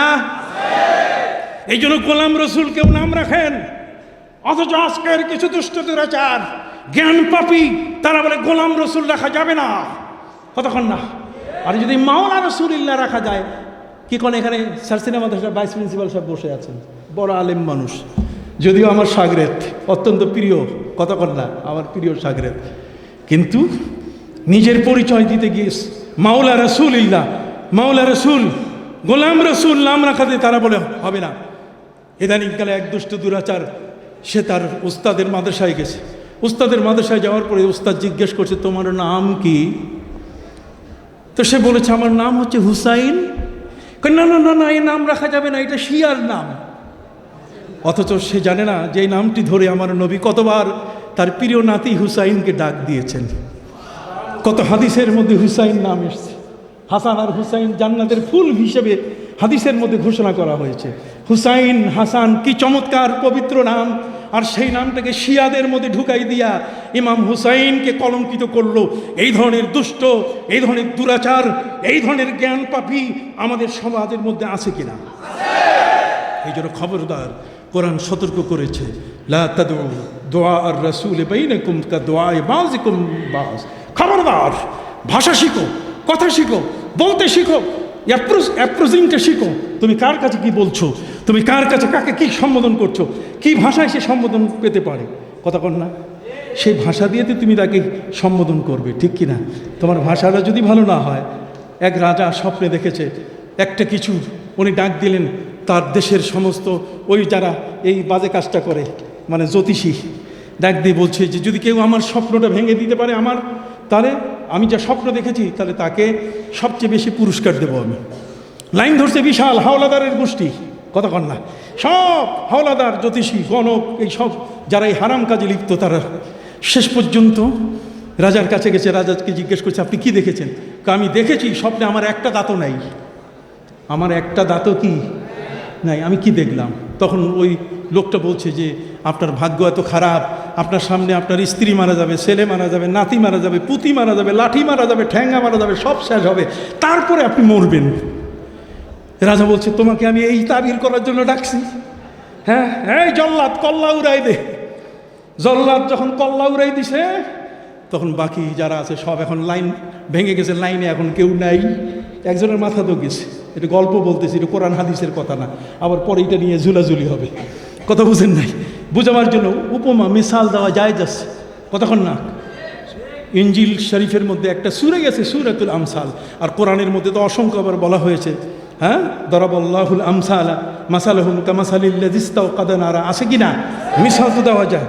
অতএব একটা জিনিসকে বুঝাবার জন্য বলছি। দ্বিতীয় জন আসতে চায় না লাইনে, জবরদস্তি বলছে, যে বেটা তুমি লাইনে ছিলে, এতক্ষণ তাড়াহুড়ো করছো, যাও তুমি যাও। আসার পরে রাজাকে জিজ্ঞেস করেছে, কি দেখেছেন স্বপ্নে? আমি স্বপ্নে দেখলাম আমার একটা দাঁতও নাই। কি দেখেছি আমি? রাজা, আপনার চেয়ে ভাগ্যবান আর জগতে কেউ নাই।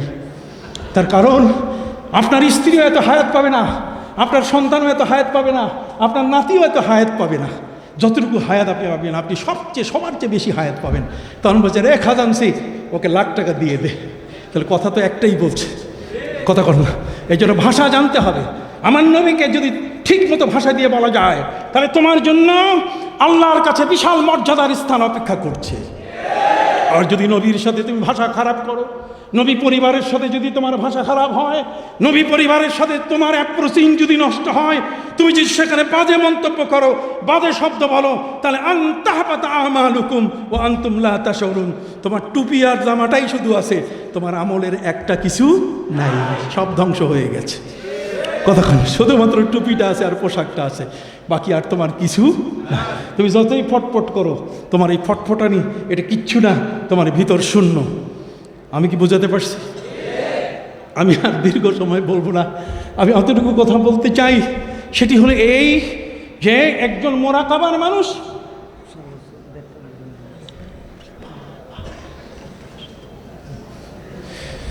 মারহাবা কয় 1:30 পর্যন্ত চলবে, 1:30 পর্যন্ত চললে তো আর বাকি থাকবে না। সম্মানিত সুধী বন্ধুরা আমার, আজকে কেন এই কথাগুলো বলছি? এই কথাগুলো বলছি এমনিতে নয়, এর বাস্তবতা আছে। কি বলেন, ঠিক কিনা? ডাকাতি শুরু হয়ে গেছে নদীর মাঝখানে, মনে আছে কিনা? সেই ভুলারহাট থেকে মুনির লঞ্চ, রাজবাড়ির মাঝখানে ডাকাতি শুরু হয়ে গেল। আমি আর কি বলবো? আমি তো শুধু পরিচয় শুধু একটাই, যে আমি সরসিনা দরবারের কি গোলাম। ওই যে গোলামের পরিচয় দিলে বাঁচা যায়, কতক্ষণ না? এই তাবিজটা তো আমার হাতে আছে, কতক্ষণ না? এটা তো আমার কাছে কি আছে যে গোলামের পরিচয় দিলে কি বাঁচা যায়। আল্লাহু আকবার। বাস আমি দোয়া পড়তেছি, ডাকাতরা, আমি আর ওই সফিউল্লাহ তো ছোটো, অল্প মাত্র কত 5-6 বছর বয়স হবে, এই দুইজনকে বলছি আপনারা উপরে উঠেন। এখন আমার হাতে ব্রিফকেস ছিল, টাকা ছিল, আমি বিসমিল্লাহ খুইয়া ওইটা ওই যে সিট বেঞ্চের নিচে শোয়াই দিলাম, কথা বুঝেন ভাই, আর বলে দিলাম ও যে আল্লাহ মিন বাইনি আইদিহিম সাদ্দা ওয়া মিন খালফিহিম সাদ্দাল ফাআগশাইনাহুম ফাহুম লা ইউবসিরুন। সুবহানাল্লাহ। ওয়া জাআলনা মিন বাইনি আইদিহিম সাদ্দা ওয়া মিন খালফিহিম সাদ্দাল ফাআগশাইনাহুম ফাহুম লা ইউবসিরুন। তো সামনে পিছনে ডানে বামে নিচে উপরে সবগুলো এখন আল্লাহর পক্ষ থেকে অন্ধকার আবরণ তৈরি হয়ে গেল। আল্লাহ তাআলা এই জিনিসটাকে নিজের কন্ট্রোলে নিয়ে নিলেন, আর চতুর্দিকে আল্লাহ তাআলা অদৃশ্য কালো দেয়াল দিয়ে ঘিরে দিয়ে দিলেন। এই কালো দেয়াল দিয়ে ঘিরে দেওয়ার পরে এখন আর কিছু দেখতেছে না। আমরা উপরে উঠলাম, নিচে খুব ধুমধাম মারামারি, তার মানে ভাঙতেছে, এটা নিতেছে, ওইটা নিতেছে।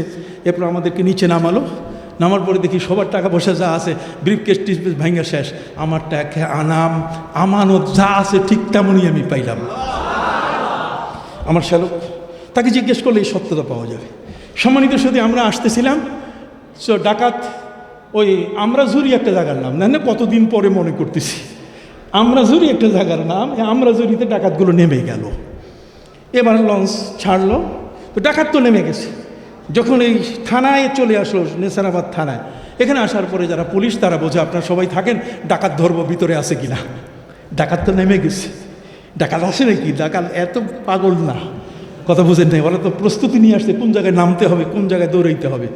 অতএব সম্মানিত শুধু আমরা নামলাম, শেষ পর্যন্ত নামার পরে আমি এই ভিতরের যে রাস্তাটা, তাঁতের বাড়ির যে রাস্তা, কতক্ষণ না, এই তাঁতের বাড়ির রাস্তা দিয়ে আমার বাসা পাশে এই যে বিল্ডিংটার পিছনে ছিল, মনে হল তার পিছনে ছিল, কথা বুঝে গেছে। আমি সোজা আসার পরে আমার মনে হলো যে আমি হুজুরের সাথে একটু দেখা করে তারপর বাসায় যাব।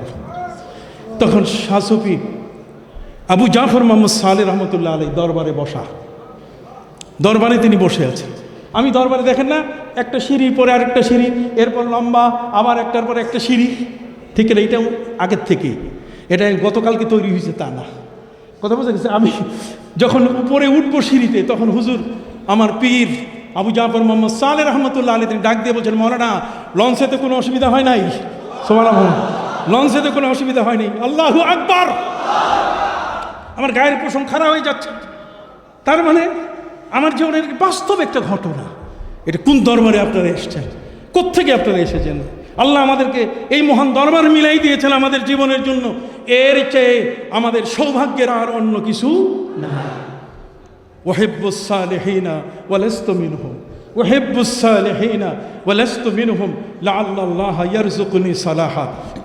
আমি ভালো মানুষ নই, ভালো আমল আমার নেই, কিন্তু ভালো মানুষের সাথে, ভালো আমলকারীর সাথে আমি আছি।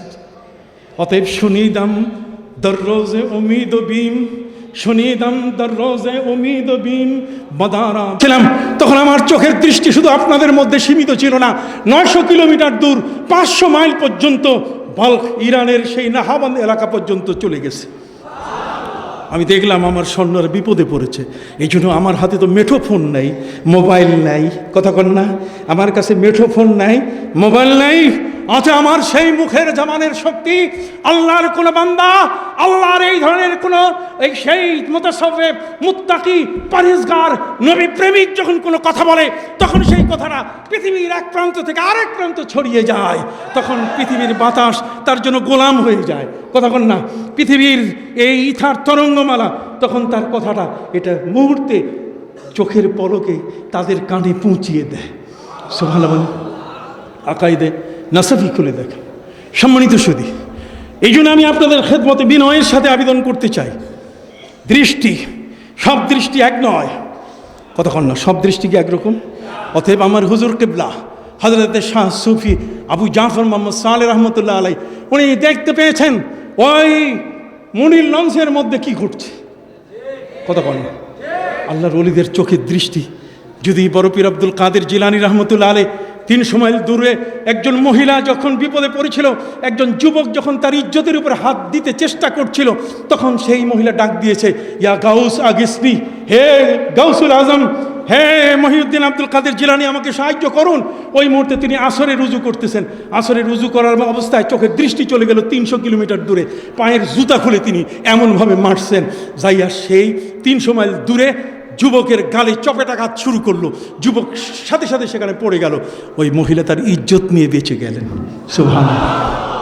সম্মানিত সুধী, শাহ মখদুম রূপস রহমতুল্লাহ আলাইহির কাছে পদ্মা নদীর পাড়ে সেই রাজশাহীর মানুষগুলো বলছে, আমাদের সব তো গেল নদী গর্বে বিলীন হয়ে, পদ্মা নদীর গ্রাসে আমাদের পুরা শহরটা চলে যাচ্ছে।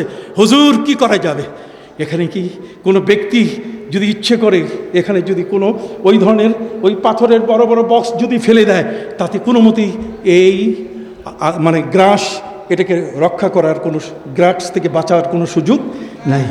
হযরতে শাহ মখদুম রূপস রহমতুল্লাহ আলাইহির কাছে কিছুই ছিল না। পায়ে ছিল খরম। পায়ে ছিল কি? খরম। বুঝেন? খরম মানে কাঠের জুতা, কাঠের খরম। এই খরম শুধুমাত্র একটা বুতামের মধ্যে তার এই বৃদ্ধাঙ্গুলির পাশে সেটা লাগানো থাকে।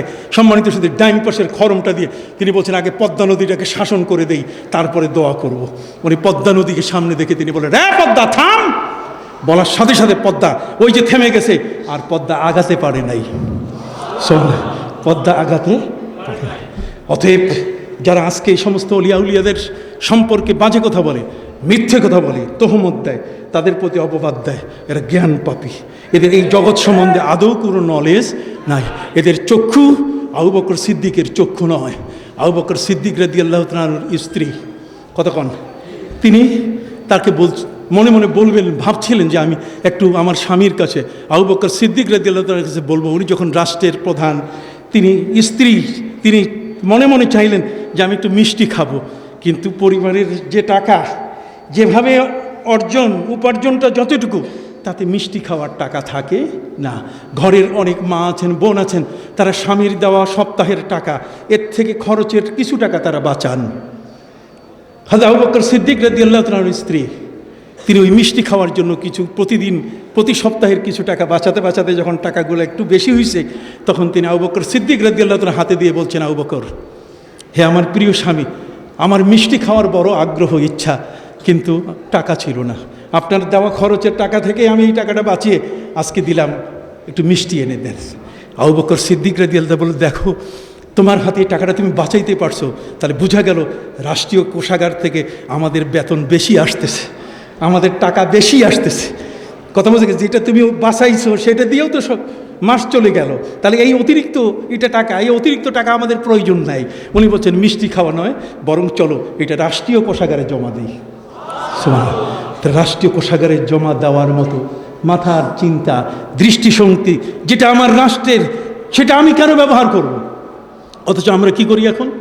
আমরা যদি কোনো একজন সাহেব হতে পারি, বড় একজন যদি অফিসার হতে পারি, তাহলে আমার সরকারের তেলের টাকা দিয়ে আমার গাড়ি শ্বশুর বাড়ি যায়। কতক্ষণ না, কোথায় যায়? শ্বশুর বাড়ি যায়। আমার মেয়ে ছেলে স্কুলে যায়, তাদেরকে আনা নেওয়া করা হয় কি না ভাই? আমি কি মিথ্যা বলছি?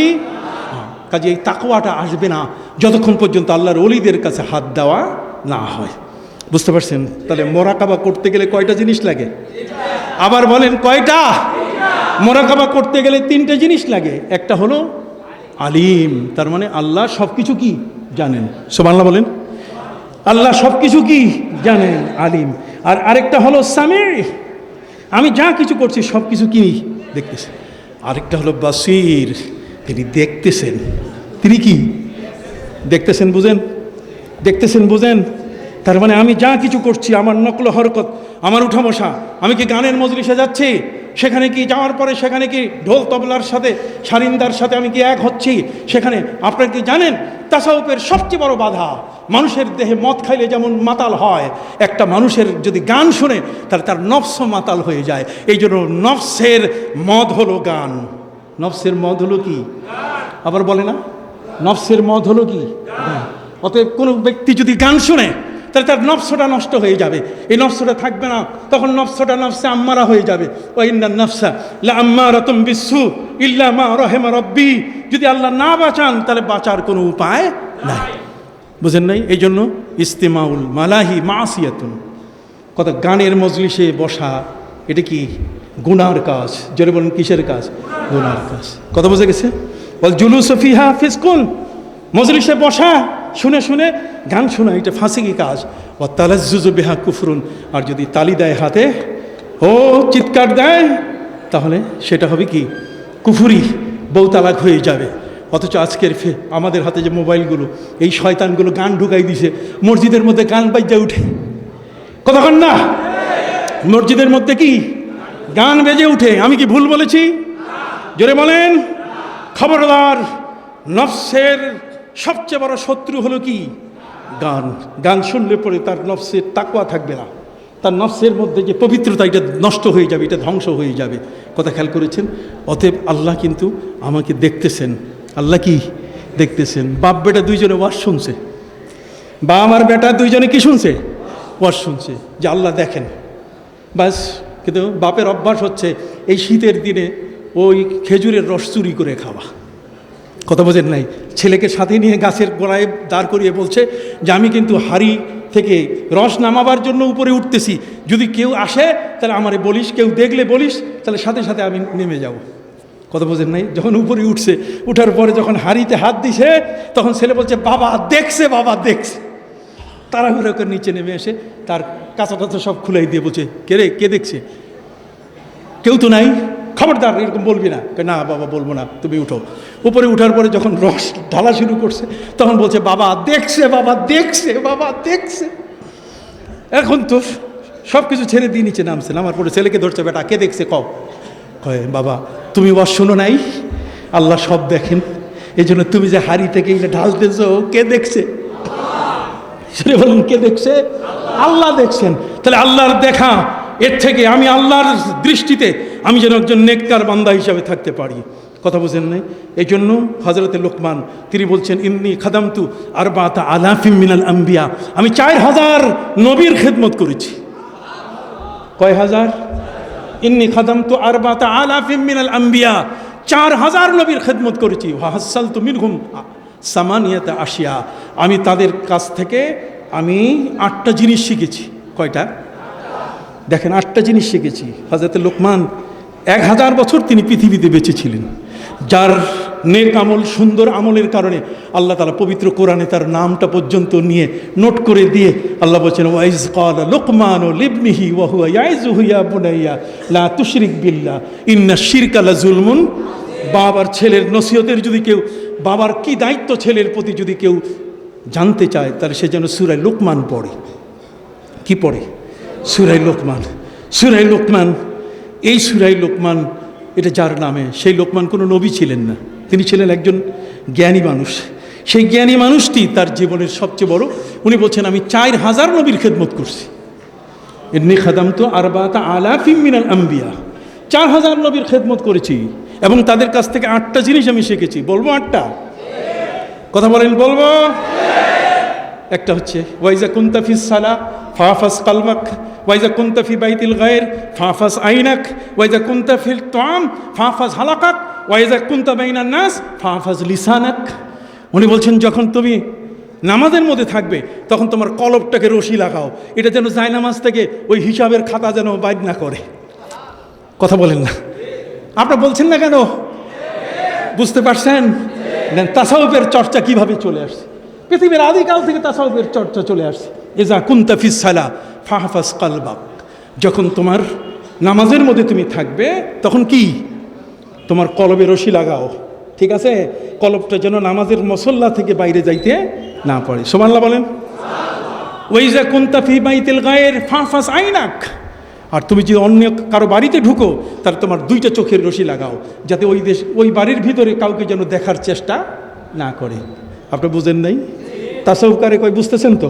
ওয়াইজা কুনতা ফি বাইতিল গায়র, যদি অন্যের কারো ঘরে যদি তুমি ঢুকো তাহলে কি করবে? হ্যাঁ, লা তাদখুলু বুয়ুতান গায়রা বুয়ুতিকুম হাত্তা তাস্তানিসু ওয়া তুসাল্লিমু আলা আহলিহা, কারো বাড়িতে ঢুকলে সেখানে বাড়িওয়ালাকে সালাম দিতে হবে, বলতে হবে মে আই কামিং স্যার, আমি কি আসতে পারি? কতক্ষণ না, আমি কি আসতে পারি? তাহলে অনুমতি নিয়ে ঢুকতে হবে, তা না করে হুঁ করে দরজা ফাঁক করে বাড়িতে ঢুকে পড়ে। সেখানে নিজের মা থাকার পরও নবী করিম সাল্লাল্লাহু আলাইহি ওয়াসাল্লাম বলছেন না, তারপরে তুমি গলায় কিছু আওয়াজ দিয়া তারপর ঘরের মধ্যে প্রবেশ করবে। যেহেতু তোমার মাকে যদি তুমি অন্য অবস্থায় দেখো তাহলে সেখানে তোমার মা তুমি দুজনেই লজ্জা পাবে। এই জন্য কোরআন বলে দিয়েছে, লা তাদখুলু বুয়ুতান গায়রা বুয়ুতিকুম হাত্তা তাস্তানিসু ওয়া তুসাল্লিমু আলা আহলিহা। অতএব ওয়াইজা কুনতা ফি বাইতিল গায়র ফাহফাজ আইনা, তোমার চোখের মধ্যে রশি লাগাও অন্যের ঘরে গেলে। ওয়াইজা কুনতা ফি তুআম ফাহফাজ হালাকাক, অনেক তরকারি দিয়ে তোমার আপ্যায়ন শুরু করছে, সব তরকারি খাইও না, তাহলে পেট বুটবাট করবে, কথা কন না। তোমার ওষুধ খাইতে হবে, ডাক্তারের কাছে যাইতে হবে, পেটটা নষ্ট হয়ে যাবে, কথা কন না। তোমার যেটা স্বাস্থ্যে উপযোগী সেটাকে তুমি গ্রহণ করো, সুবহানাল্লাহ বলেন। ওয়াইজা কুনতা বাইনান নাস ফাহফাজ লিসানাক, মানুষের সামনে যখন বসবে তখন তোমার জিহ্বাটাকে তুমি সামাল দিয়ে রাখবে, তুমি বাজে কোনো মন্তব্য করবে না। এই কয়টা? 4টা। আর বাকি 4টার মধ্যে 2টা কোনো অবস্থায় তুমি ভুলবে না, আর বাকি 2টা সবসময় ভুলে যাবে, সুবহানাল্লাহ বলেন। 2টা কি? কখনো ভুলবে না, আর 2টা কি? সবসময় ভুলে যাবে। তাহলে কয়টা হলো? 8টা। তা 8টার মধ্যে এখন পঞ্চমটা দেখি, ষষ্ঠ 2টা কোনো সময় ভুলা যাবে না, ঠিক আছে? কোনো সময় কি ভুলা যাবে? তার মধ্যে একটা হলো আল্লাহ আল্লাহ আল্লাহ, এটা ভুলা যাবে না। আল্লাহ উঠতে বসতে, আল্লাযীনা ইয়াযকুরুনাল্লাহা কিয়ামান ওয়া কুউদান ওয়া আলা জুনুবিহিম ওয়া ইয়াতাফাক্কারুনা ফি খালকিস সামাওয়াতি ওয়াল আরদ। আমার টাইম হয়ে গেছে, হ্যাঁ ছুটি? আচ্ছা, এখনই বিদায় নিচ্ছি। সম্মানিত সুধী, তো এখানে যে বিষয়টা বলা হচ্ছে কি চমৎকার, সুবহানাল্লাহ বলেন। 2টা জিনিস কখনো ভুলা যাবে না, তার মধ্যে কার নাম? আল্লাহর নাম। উঠতে বসতে চলতে ফিরতে সবখানে নিতে হবে কার নাম? আল্লাহর নাম। জেকের এটাই, ঠিক কি না? আর দ্বিতীয় নম্বর হলো তোমার কবরকে তুমি কখনো ভুলে যেও না। তুমি দিনের বেলায় রাতের বেলায় শোয়ার সময় তোমার টেবিলে বসে যে সময় যেখানে থাকবে সেখানে তোমার কবরটাকে তুমি মনে রাখবে, কবরকে কখনো ভুলে যেও না। তাহলে দেখবে আর ঘুষ খাবে না। কবরটা মনে রাখলে তুমি আর কখনো সুদ খাবে না। কবরটা মনে রাখলে কখনো তুমি কাউকে অন্যায়ভাবে আক্রমণ করবে না, কারো প্রতি তুমি জুলুম সেতেম কোনো অবস্থায় তার উপরে নির্যাতন করবে না, সুবহানাল্লাহ বলেন। 2টা কখনো ভোলা যাবে না। 2টা কি? আল্লাহ কি? আল্লাহ আল্লাহ জিকির হয় কি না? আর কি?